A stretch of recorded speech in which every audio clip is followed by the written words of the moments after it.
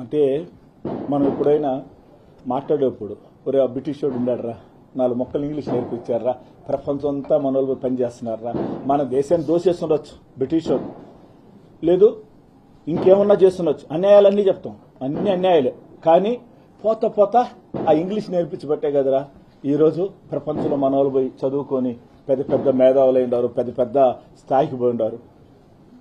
మరలా స్వతంత్రం వచ్చింది, చీకటి రోజులు, సేమ్ పాలనలు, కులాలు మతాలు, ఇదే ఆలోచనలోనే రాష్ట్రాలు ముందుకు పోతున్నాయి. కానీ ఒక కిరణంలాగా జగన్మోహన్ రెడ్డి అని రాష్ట్రంలోకి వచ్చినాక నిజంగా విషనాగుల్లోంచి ఒక మంచి ఆలోచన తీసుకొని వచ్చి, అంటే పేదవాడిని కూడా లక్షాధికారిని కోటేశ్వరుని చేయాలి ఉద్దేశంతో ఇంగ్లీష్ మీడియం తీసుకుని వచ్చారు. ఆ రోజు మేమంతా మాట్లాడుంటాం, ఇంగ్లీష్ అంటే ఏముంది, నేను కూడా మాట్లాడుంటాను. ఎందుకంటే ప్రతి ఒక్కరికి కూడా ఇంగ్లీష్ అనేది లేకపోతే ప్రపంచం మనం శాసించలేము.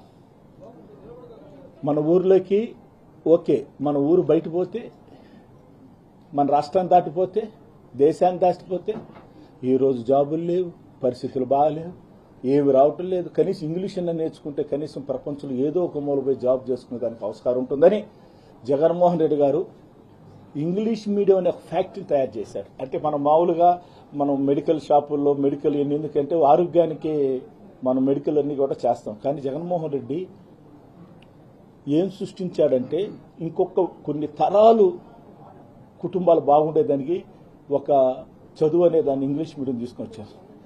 అది మీకు అందరికీ తెలుసు, మనందరికీ తెలుసు. ఈ రాష్ట్రంలో ఎవరికి ఉండదు, అందరికీ తెలుసు. ప్రైవేట్ స్కూల్స్, ప్రైవేట్ కాలేజీ, వాళ్ళు బతకాలని చెప్పేసి పేదవాడిని కూడా చంపేస్తేట. ఈరోజు లాస్ట్కి కోర్టు, మాకైతే అసలుకి డౌట్, మాకు ఎప్పుడు కూడా అన్ని రివర్స్లే వస్తాయి కదా. మా గవర్నమెంట్ ఉన్నప్పుడు అన్ని స్టేలే, ఏం చేయాలన్నా ముందుకు లాగుతున్నా కూడా అడిగంటే చైన్ పెట్టి లాగేసేవాళ్ళు. కనీసం ఈరోజు కోర్టు 3వ కన్ను తెరిచి ఇంగ్లీష్ మీడియం పెట్టమంది.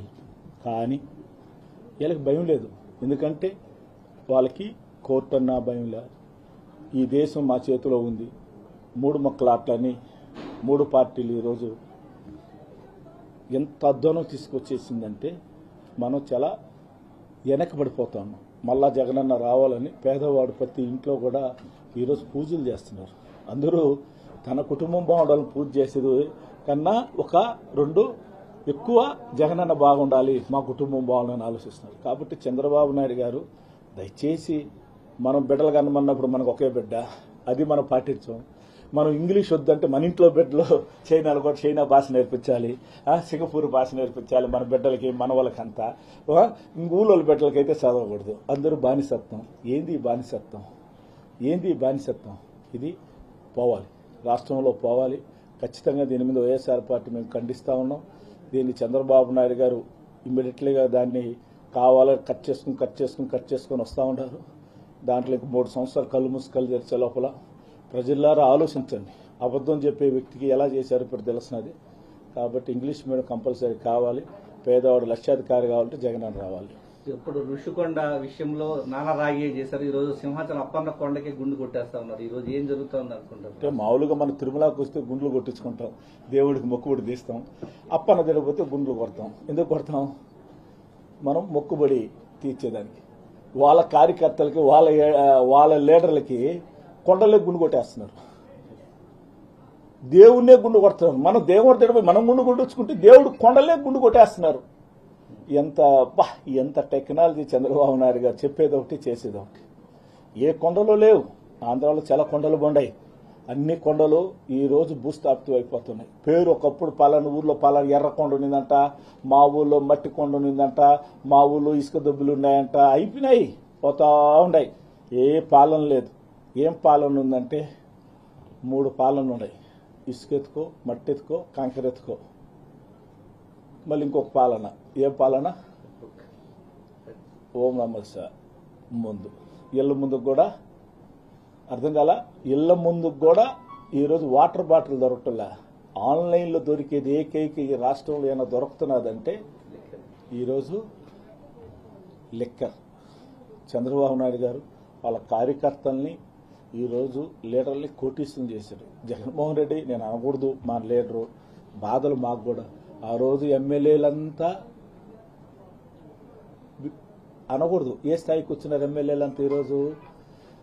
జగన్మోహన్ రెడ్డి గవర్నమెంట్లో కూడా పేద ప్రజలు లక్షాధికారులు అయినారు, రాజకీయ నాయకులంతా కిందకు వచ్చేసినారు. అది నేను చెప్పకూడదు, నేను నా పార్టీలో చెప్పకూడదు. ఎందుకు చెప్పకూడదు అంటే ఆ రోజు మాకు మట్టి లేదు, ఇసుక లేదు, కంకర లేదు, మందువు లేదు. ఇవన్నీ డబ్బులంతా పేద ప్రజలకు పథకాలు పెట్టాడు జగన్మోహన్ రెడ్డి. నాకు పేదలే శ్రీరామ రక్ష అన్నారు.